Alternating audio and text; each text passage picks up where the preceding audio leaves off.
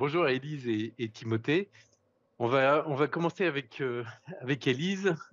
Élise, tu es donc Customer Facing Alors, on aura Data juste besoin Scientist. du retour d'Eric en studio. Désolée, petite demande à l'ingé son. 1, 2, 1, 2.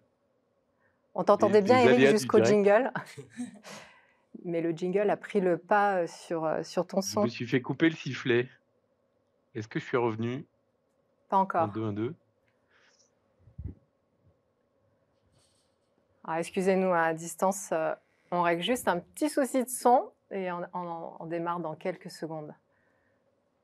Est-ce que c'est revenu?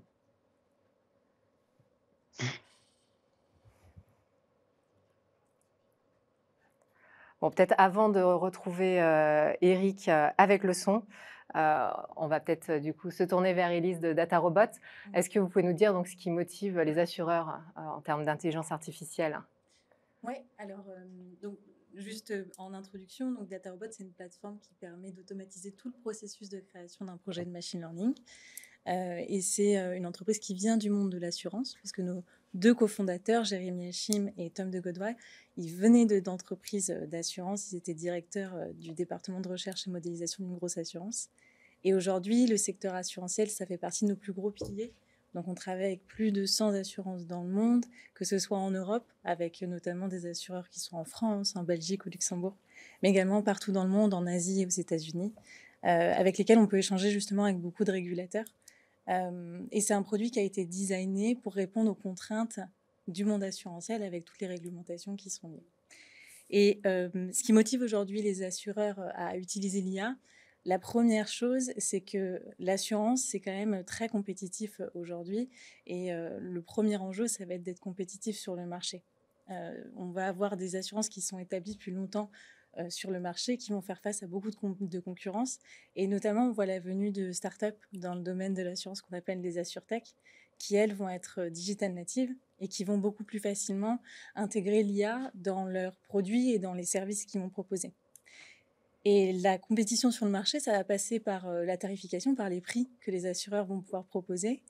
C'est super facile aujourd'hui de pouvoir comparer les primes d'assurance d'un assureur à l'autre parce qu'aujourd'hui, tout est très digital, donc on peut facilement comparer les différents assureurs. Et donc, un des enjeux, ça va être de pouvoir justement proposer une tarification qui est adaptée à la fois au profil de l'assuré, mais également à la tarification du marché, de ce que font les concurrents sur le marché. Et on veut faire tout ça en minimisant aussi les risques qui sont liés pour chaque assuré. Et ça va être le deuxième enjeu aussi, ça va être de minimiser les risques.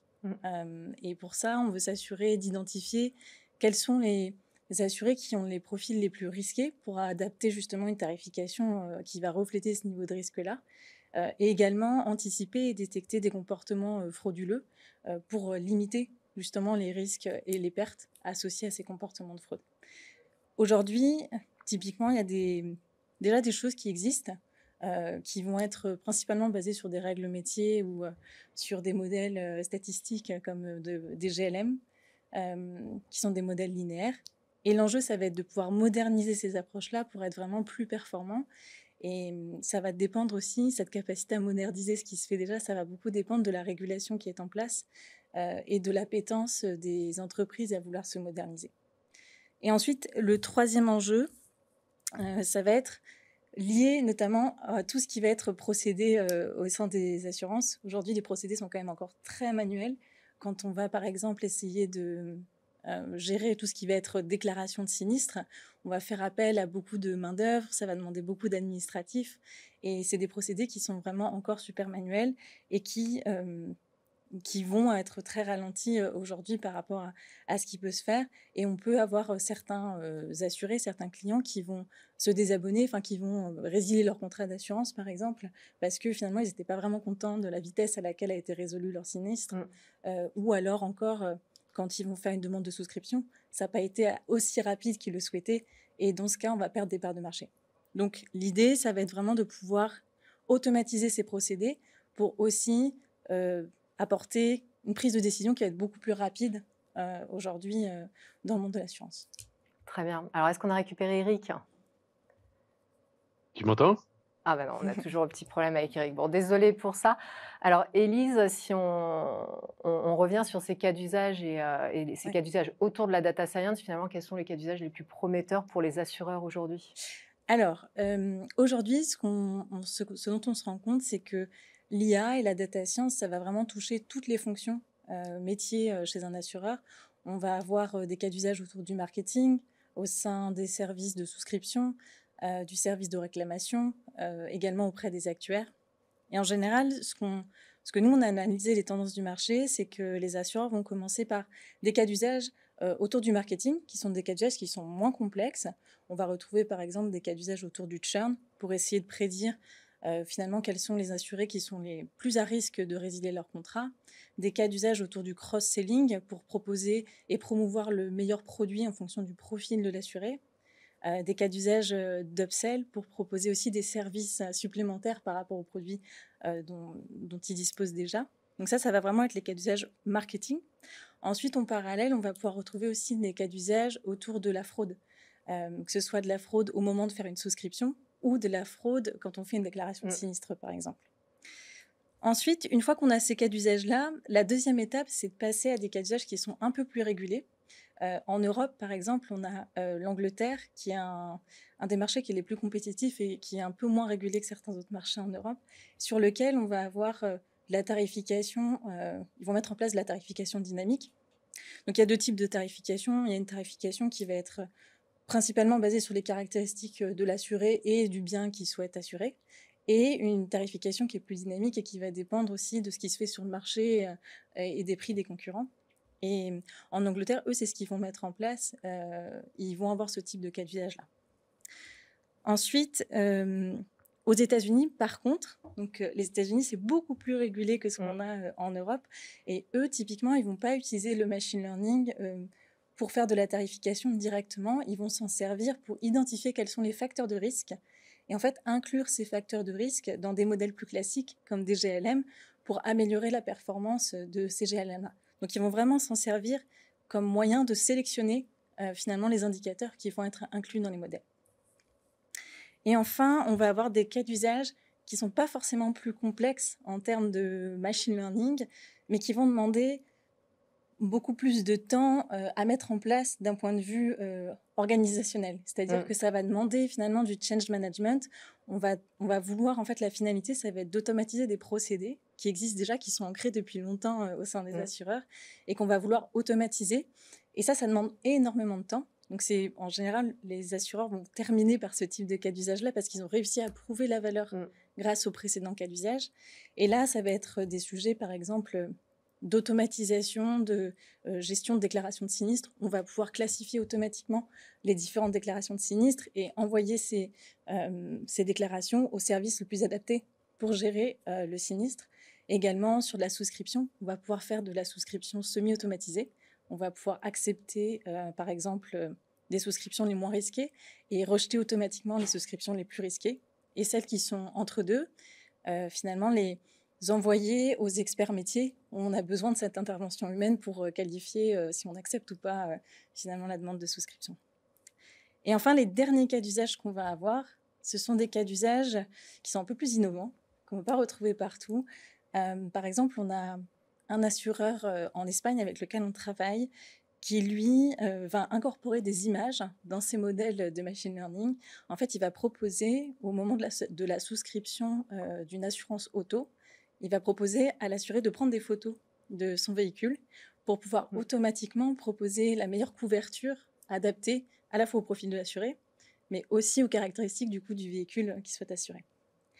Et un autre cas d'usage assez innovant qu'on va retrouver, ça va être l'utilisation de la géolocalisation dans les modèles de machine learning. Ça, typiquement, ça va être utile quand on va vouloir modéliser et prédire des risques climatiques. En général, ce qui se fait aujourd'hui, c'est qu'on va utiliser plutôt des caractéristiques liées à une région. Si on veut, par exemple, estimer les risques climatiques d'une maison sur un contrat d'habitation, on va se servir des caractéristiques régionales d'un zonier. Là, l'idée, c'est qu'en incorporant de la géolocalisation, on va pouvoir être beaucoup plus précis et finalement se servir vraiment des caractéristiques avoisinantes de la maison pour prédire les risques climatiques. Donc ça, c'est vraiment tous les cas d'usage qu'on va pouvoir retrouver aujourd'hui sur le marché de la science. Très bien. Alors, je rappelle à nos auditeurs que vous pouvez poser vos questions dans le Zoom, dans la session questions-réponses. Donc, n'hésitez pas, on prendra toutes les questions à la fin de cette première séquence. Peut-être une dernière question Ouais. rapidement pour vous, Élise. Donc, pour nos auditeurs qui veulent mettre en place ces beaux cas d'usage, on voit il y a besoin de technologie, il y a besoin de data, il y a besoin de compétences et de gens. Est-ce que finalement, il faut un centre d'excellence, un centre de compétences data science? Quels seraient vos conseils par rapport à ça? Alors, nous, ce qu'on recommande, donc on n'a pas forcément besoin d'un pôle d'excellence en data science. Ce qu'on va plutôt recommander, c'est déjà d'avoir cette appétence pour l'analytics et cette envie de vouloir changer les choses et de mettre en place des cas d'usage autour de l'IA. Donc, on va plutôt recommander vraiment d'avoir une base solide en analytics plutôt que d'avoir des data scientists qui vont être formés. On peut tout à fait répondre à tous ces cas d'usage en ayant une plateforme d'IA comme DataRobot, sans forcément avoir les connaissances, sans forcément avoir un pôle d'expertise data science.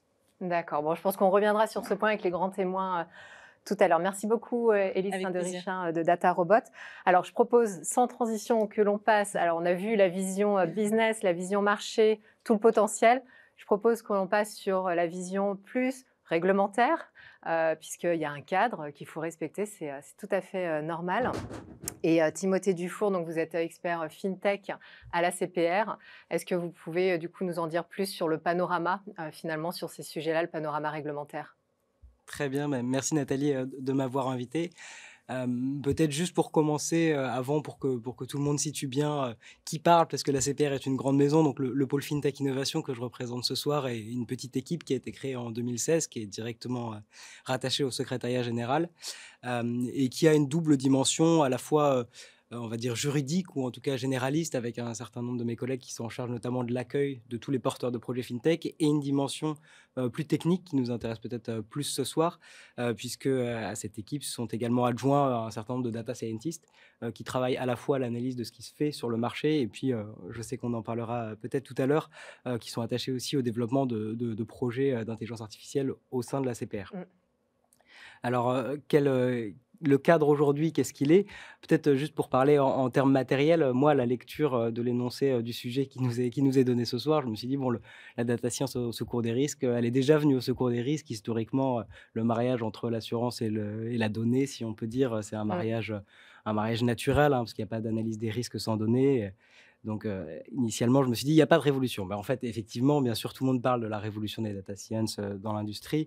Alors pour nous, c'est d'abord une révolution qu'on a observée d'un point de vue technique, hein, puisque à l'origine, c'est vraiment la multiplication, la démultiplication plutôt des capacités de stockage et d'analyse des données qui ont permis cet essor des data science, qui se traduit aujourd'hui par un expansionnisme qui a été mentionné par Élise de l'intelligence artificielle, notamment sur tous les maillons de la chaîne de valeur de l'assurance. Je ne vais pas détailler les cas d'usage, c'est pas mon rôle, et surtout d'autres le feront mieux que moi, Élise, et puis sans doute les intervenants suivants. Et un expansionnisme qui est permis aussi c'est un point qu'on a repéré plus récemment peut-être, par l'industrialisation des modèles d'intelligence artificielle et la fourniture d'outils qui permettent à tous les acteurs d'implanter ces modèles dans leur process. Nous, c'est un essor qui est documenté à notre niveau, hein, au point de vue du pôle FinTech Innovation, je dirais par 2 canaux d'observation. Le premier, c'est que dans les porteurs de projets qui nous contactent tous les jours, la part qui utilise ces technologies est croissante. Aujourd'hui, rares sont les porteurs de projets qui ont, j'allais dire, un projet classique. Ce n'est pas péjoratif, mais en tout cas, beaucoup essaient d'exploiter ces nouvelles technologies.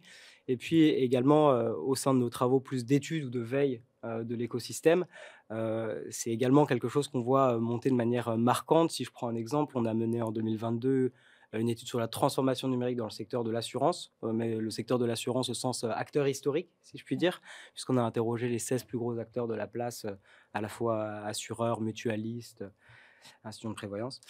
Et parmi ces acteurs, qui sont pourtant historiques et qu'on pourrait considérer comme parfois avec plus d'inertie, on va dire, la vie était très claire. La grande majorité d'entre eux, 83% pour être exact, considéraient que l'intelligence artificielle était amenée à moyen terme à complètement bouleverser leur secteur. Même si, pour être tout à fait honnête, dans les faits, les cas d'usage qui nous ont été remontés étaient encore relativement simples, ou en tout cas à s'attaquer à certains maillons limités de la chaîne de valeur, en particulier la distribution, le conseil. Donc aujourd'hui, c'est une donnée, c'est quelque chose que la CPR doit gérer.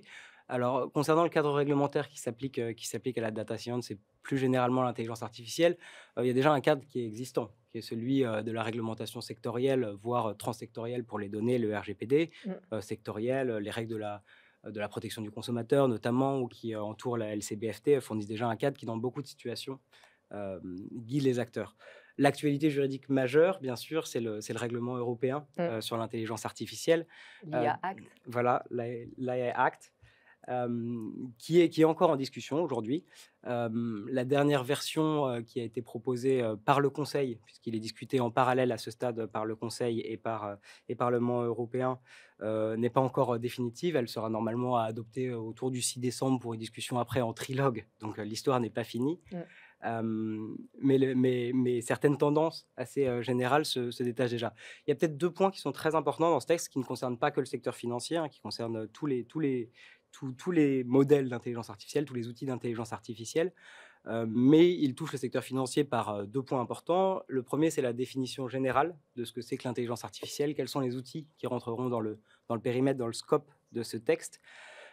Et sur ce point-là, il y a une évolution assez notable, parce que dans le premier projet de la commission, la définition était tellement large qu'en fait, l'intégralité des modèles utilisés par les assureurs, les modèles actuariels, étaient susceptibles de tomber dans l'escarcelle, on Mmh. va dire, et d'être soumis à ce texte. Heureusement, il y a une évolution qui a aujourd'hui conduit à limiter le scope des outils d'intelligence artificielle à ceux qui utiliseront le machine learning, ou pour reprendre les termes de la commission, les logic and knowledge-based models. Donc les termes restent encore assez vastes, même s'ils sont plus précis que n'importe quelle technique statistique. Et la commission sera amenée dans un second temps à prendre des actes délégués pour venir circonscrire encore plus cette définition. Donc ça, certains modèles tomberont naturellement là-dedans. Et le deuxième point par lequel le texte touche le secteur financier, et notamment le secteur assurantiel, bien sûr, c'est celui des cas d'usage à haut risque, à risque élevé. Puisque le texte, en fait, classe les outils d'intelligence artificielle dans 4 catégories. Et c'est la catégorie des risques élevés qui, en fait, est le plus concernée par le texte, puisque ces modèles devront être soumis à une certification, une auto-certification, pour assurer leur conformité à un certain nombre de points qui portent notamment sur la qualité des données d'entraînement, sur la documentation technique du modèle et le tenue de registre sur ses évolutions, sur la qualité de l'information qui sera proposée aux utilisateurs et la transparence du modèle en quelque sorte, mais également sur le contrôle, l'effectivité du contrôle humain qui doit rester effectif sur ce modèle du début à la fin, et également sur sa robustesse dans le temps et notamment sa protection par rapport aux risques cyber. Et dans ces cas d'usage, enfin ces modèles à haut risque, si on peut dire, initialement, il y avait deux catégories qui concernaient le secteur financier: les modèles d'évaluation du risque de crédit pour le secteur bancaire, et les modèles de tarification et d'évaluation du risque pour le secteur assurantiel, vie et santé. Ce deuxième cas d'usage avait été dans un premier temps retiré par la Commission avant qu'elle présente son texte, notamment suite aux avis des autorités sectorielles européennes. Et il a été réintroduit par le Conseil au cours des négociations. On ne sait pas où les négociations mèneront. Le Parlement est particulièrement attaché à ce que le maximum de cas d'usage, si on peut dire, rentre dans le cadre de la loi, au niveau à la fois de la CPR, mais des autorités sectorielles européennes également. On considère que ce serait une erreur, en réalité, d'inclure de manière définitive ces cas d'usage dans cette catégorie des risques élevés, non pas parce qu'ils ne font pas courir de risques, mais parce qu'il serait plus logique que l'inscription de certains modèles soit à la main en fait des autorités européennes via des lignes directrices. À la fois parce que de manière assez générale, les droits fondamentaux des citoyens européens, ce qui est quand même l'objectif initial du Parlement, enfin l'objectif à l'origine de ce texte, sont rarement mis en danger, menacés par ces outils, et aussi parce que pour assurer une certaine cohérence de l'application des normes, il est préférable que ce soit les autorités européennes qui sont en charge d'édicter des lignes directrices qui viendront se conformer, bien sûr, au cadre général fourni par le règlement. En termes d'autorités certificatrices ou qui seront en charge de s'assurer du respect des exigences posées par le règlement, la CPR est assez attachée à demeurer le point d'entrée, ou en tout cas l'autorité en charge de ce contrôle-là, pas via une certification avant l'entrée en vigueur, ou en tout cas la mise en œuvre des outils par les acteurs, mais plutôt a posteriori. Et si je sais que le temps coule, et si je pouvais insister sur un point, c'est que la CPR en fait s'y prépare déjà. Certains acteurs qui interviendront ce soir ont déjà participé, par exemple, aux travaux de la CPR qui ont été menés et dirigés par le pôle FinTech Innovation l'année dernière, par le biais de certaines expérimentations, notamment pour imaginer qu'est-ce que ce serait le travail d'une autorité qui serait chargée d'expliquer comment fonctionne un modèle, comment dire, de documenter l'explicabilité d'un modèle qui serait conçu en bloc noir. Donc, si j'ai un message à porter ce soir, c'est que la CPR ne va pas du jour au lendemain se retrouver en charge d'appliquer un texte durement et sans proportionnalité, mais qu'on travaille nous aussi à faire en sorte que l'innovation ne soit pas freinée par ce texte, autant que faire se peut, et à travailler en interne sur nos propres méthodes et la propre approche qui sera retenue par la CPR. Oui, et là, on est en plein dans notre sujet de ce club, hein, de comment utiliser le digital au mieux et la data. Et c'est vrai, voilà, on voit que les épisodes ne sont pas complètement terminés, mais c'est important de ne pas freiner l'innovation. Et il faut rester vigilant sur ce point. Alors peut-être rapidement, une dernière question, et je rappelle à nos auditeurs, vous pouvez poser vos questions, on en a déjà une pour DataRobot. Une dernière question, peut-être plus du coup sur l'expertise que vous avez développée et au sein de la CPR, vous utilisez la data science? Oui, la data science vient aussi au secours de la CPR, si on peut C'est dire. pas moi qui l'ai dit. Alors, effectivement, alors c'est ce qu'on appelle généralement les subtech, hein, le développement de ces outils qui viennent aider le superviseur et technologie. Et au sein de la CPR, le pôle FinTech Innovation a un rôle d'impulsion un petit peu de cette démarche-là. Et la CPR, peut-être certains seront surpris, mais met déjà en œuvre des outils qui mobilisent des technologies d'intelligence artificielle, des petits outils qui adressent une problématique, l'anglicisme est très peu élégant, mais qui ciblent une difficulté particulière. Je pense notamment à 2 petits outils qu'on a mis en œuvre. Un en speech to text pour retranscrire les conversations téléphoniques et à analyser de manière plus efficace les manquements qu'il pourrait y avoir dans le démarchage téléphonique qui est mis en œuvre par certains acteurs. Et un autre qui vise à analyser de manière automatisée les publicités pour vérifier que l'ensemble des mentions légales sont bien présentes et dimensionnées comme il faut.